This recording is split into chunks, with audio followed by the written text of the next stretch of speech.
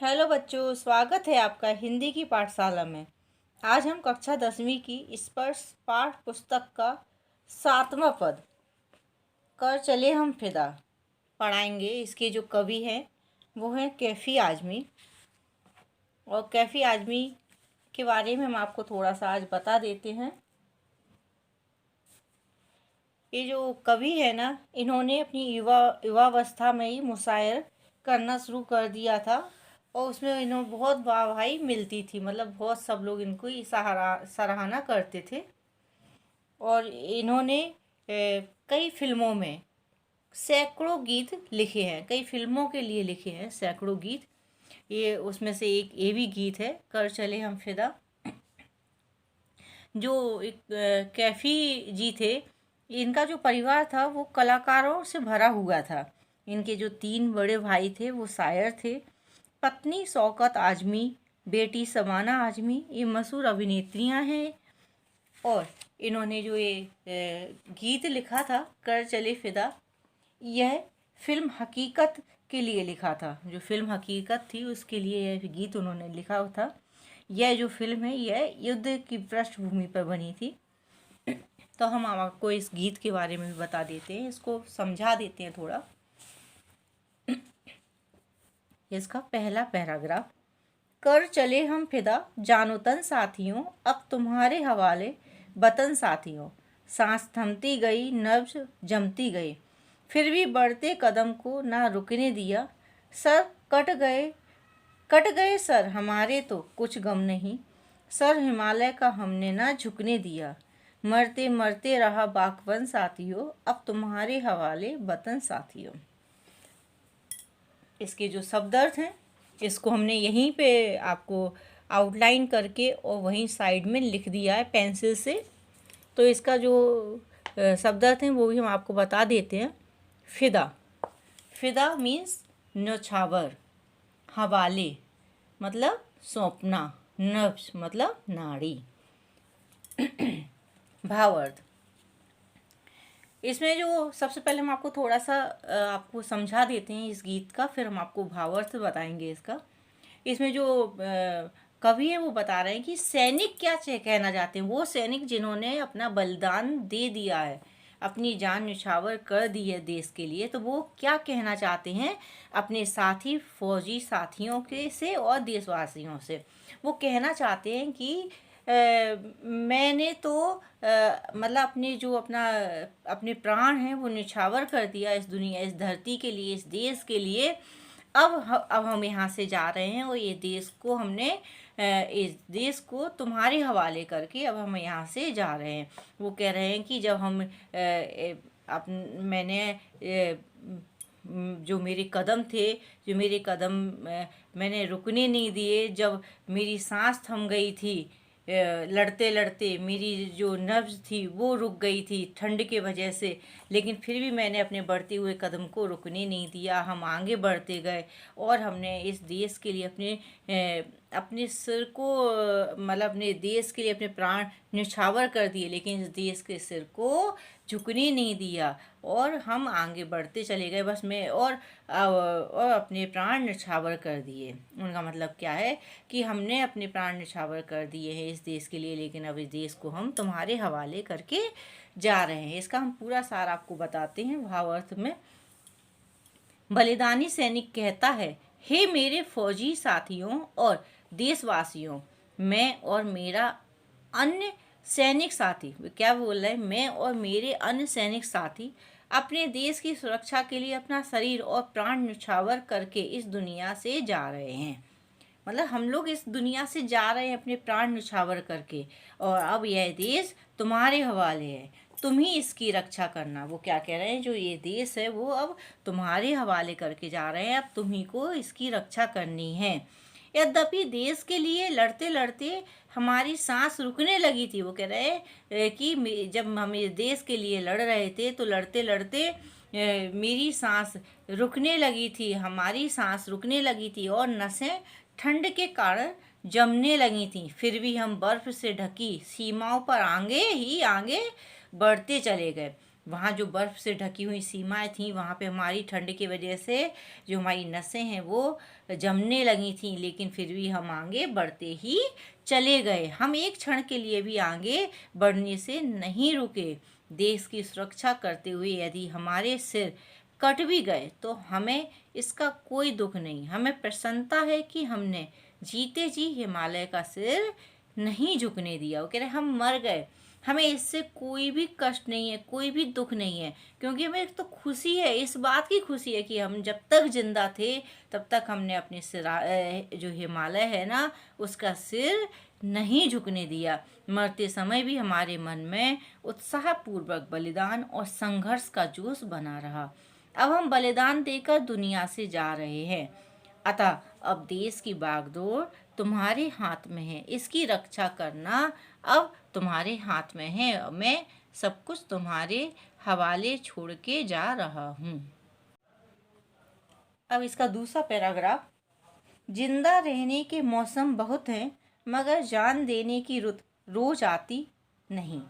हुस्न और इश्क दोनों को रुसवा करे वो जवानी जो खून में नहाती नहीं।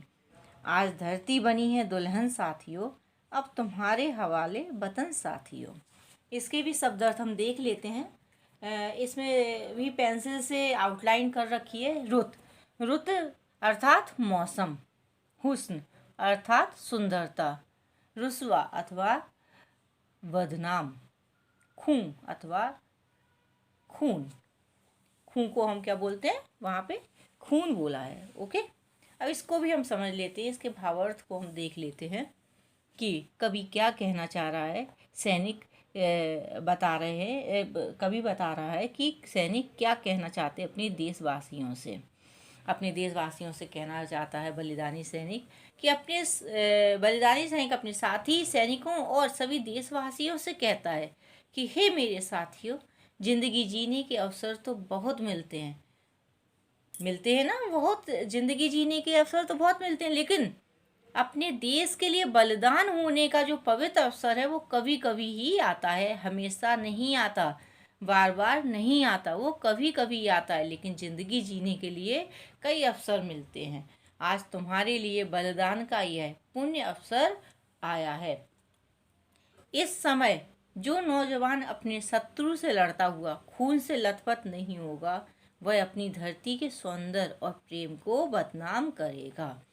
ऐसे नौजवानों का देश प्रेम व्यर्थ है, ऐसे जवानों का देश प्रेम व्यर्थ है। जो आज तो देश की धरती ही तुम्हारे लिए दुल्हन है, तुम्हें उसकी लाज की रक्षा करनी है। अब यह देश तुम्हारे हवाले, इसकी रक्षा के लिए बलिदान मार्ग पर बढ़ चलो। तो कह रहे हैं मैं तो जा रहा हूँ, और ये जो मौसम है, ये जान देने का मौसम, जो ये बार बार नहीं आता है, जो मुझे मिला है, और मैं यहाँ से जा रहा हूँ और इस देश को तुम्हारे हवाले करके जा रहा हूँ।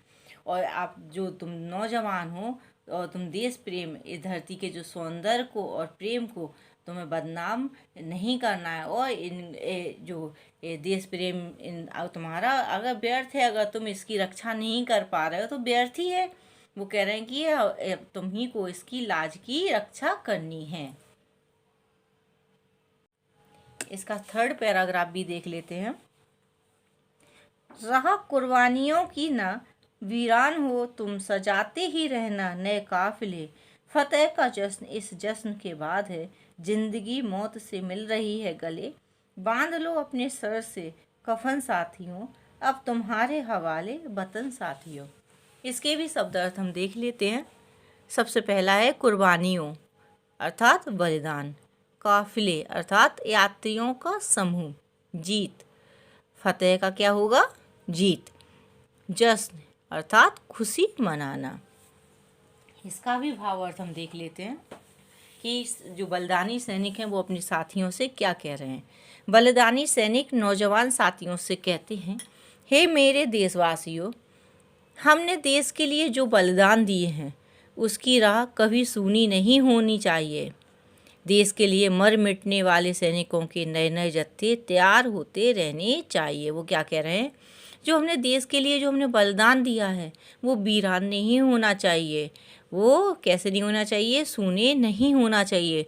बल्कि ऐसा ना हो कि हमने तो बलिदान दे दिया लेकिन अब कोई बलिदान देने के लिए तैयार ही नहीं है। तो बलिदान देने के लिए, अपने देश के लिए मर मिटने के लिए सैनिकों के जो नए नए जत्थे हैं, नए नए जो समूह हैं, काफिले हैं, वो हमेशा तैयार रहनी चाहिए। वे बलिदान के लिए संघर्ष आगे आते सहर्ष, मतलब खुशी खुशी वो जो नए नए सैनिक हैं वो खुशी खुशी अपने बलिदान के लिए आगे आते रहें। एक बार हमने यह संघर्ष और बलिदान का उत्सव मना लिया। क्या बोल रहे हैं कि एक बार जो हमने जो बलिदान का जो उत्सव मना लिया, तो फिर अगला उत्सव विजय का निश्चय है। ये निश्चय है कि फिर तो विजय का उत्सव जरूर मनाना है। आस यह है कि बलिदान के पथ पर हमें विजय अवश्य प्राप्त होती है। क्या बोल रहे हैं कि आज क्या है कि जब हम बलिदान के पथ पर आगे बढ़ते हैं तो हमें विजय अवश्य प्राप्त होती है। देखो, आज जिंदगी खुद आगे बढ़कर मौत को गले से लगा रही है। आस यह है कि संघर्षशील नव युवक उत्साहपूर्वक बलिदान देने को तैयार है। हे मेरे नौजवान साथियों, आज देश के लिए मर मिटने का अवसर आया है। वो क्या बता रहे हैं कि आज जो संघर्षशील जो नव युवक है वो आज खुशी खुशी उत्साहपूर्वक अपना बलिदान देने को तैयार है। तो वो क्या बता रहे हैं कि हे मेरे नौजवान साथियों, आज देश के लिए मर मिटने का अवसर आया है। तुम मरने के लिए तैयार हो जाओ। हम तो बलिदान करके दुनिया से जा रहे हैं। अब यह देश तुम्हारे सहारे छोड़कर जा रहे हैं। इसे शत्रुओं से बचाकर रखना। अब इसका लास्ट वाला 4th पैराग्राफ भी देख लेते हैं। खींच दो अपने खून से जमी पर लकीर, इस तरफ आने पाए न रावण कोई। तोड़ दो हाथ अगर हाथ उठने लगे, छू ना पाए सीता का दामन कोई।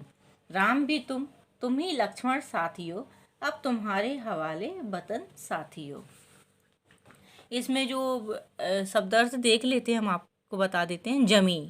जमी अर्थात जमीन, लकीर अर्थात रेखा। तो इसमें जो सैनिक हैं, बलिदानी सैनिक अपने साथियों से, अपने देशवासियों से क्या कहना चाहते हैं, तो सुनो। वो कह रहे हैं कि हे मेरे देशवासियों, तुम अपने खून से, जो इसमें लिखा है ना, अपने खून से जमी पर लकीर, तो वो कह रहे हैं कि अपने खून से इस धरती पर एक ऐसी रेखा खींच दो कि इसको पार कर कर कोई भी शत्रु हमारी सीमा पर ना आ पाए। वो वहीं उसी सीमा के बाहर वहीं रुक जाए। वो क्या कहना चाहते हैं, आशय है कि तुम अपने बलिदान से, तुम अपना जब तुम्हारा बलिदान होगा तो उससे शत्रुओं को सीमा के बाहर ही रोक दो। अपने बलिदान से हमारी सीमा के अंदर फिर कोई रावण ना घुस पाए। अब इन्होंने यहाँ पे रावण और राम लक्ष्मण इनके उदाहरण देके इस जो पैराग्राफ है इसको समझाया है कि जिस तरह से लक्ष्मण रेखा खींचकर सीता को बचाने की कोशिश की थी और रावण ने आके उस मतलब सीता का अपहरण किया था। तो इन्होंने सीता को मातृभूमि के रूप में बताया है। तो वो बता रहे हैं कि हे मेरे देशवासियों, तुम अपने खून से धरती पर एक रेखा खींच दो। आस यह है कि तुम अपने बलिदान से शत्रुओं को सीमा के बाहर ही रोक दो। हमारी सीमा के अंदर फिर से कोई रावण ना घुस आए, फिर से कोई अत्याचारी आक्रमणकारी हमारे देश में ना घुस आए। अगर किसी आक्रमणकारी का हाथ हमारी मातृभूमि पर प्रहार करने के लिए उठे तो तुम उसे तोड़कर रख दो। सावधान रहो। क्या बोल रहे हैं वो? सावधान रहो, कहीं कोई शत्रु मातृभूमि रूपी सीता, यानी जो मातृभूमि है उनको सीता का रूप दिया है। उन्होंने बताया है, क्या बोल रहे हैं वो, कि कोई भी शत्रु मातृभूमि रूपी सीता के दामन पर हाथ ना लगा पाए। इसकी रक्षा के लिए तुम ही राम हो, तुम ही लक्ष्मण हो। स्वयं को पहचानो, तुम ही भारत के रक्षक हो, रखवाले हो। अब हम यह देश तुम्हारे हवाले करके दुनिया से जा रहे हैं और तुम्ही को इसकी रक्षा करनी है। तो बच्चों, आज हमने ये जो 7 लेसन है, कर चले हम फिदा, इसकी हमने, ये गीत है, इसको हमने आपको समझाया है। और अगर आपको कहीं भी कुछ भी प्रॉब्लम आ रही है, समझ में नहीं आ रहा है, तो आप हमें फिर आप कमेंट सेक्शन में जाकर अपने डाउट लिख दीजिए, मुझे बताइए कि आपको कहाँ परेशानी आ रही है, तो मैं आपको वो जगह आपको क्लियर कर दूँगी, समझा दूँगी कि कैसा क्या है। और हाँ, आप लाइक, सब्सक्राइब और कमेंट ज़रूर करें, और कमेंट करके बताइए कि आपको यह मेरा वीडियो कैसा लगा। हम वापस मिलेंगे अपनी दूसरे वीडियो के साथ। धन्यवाद, बाय बाय, टेक केयर।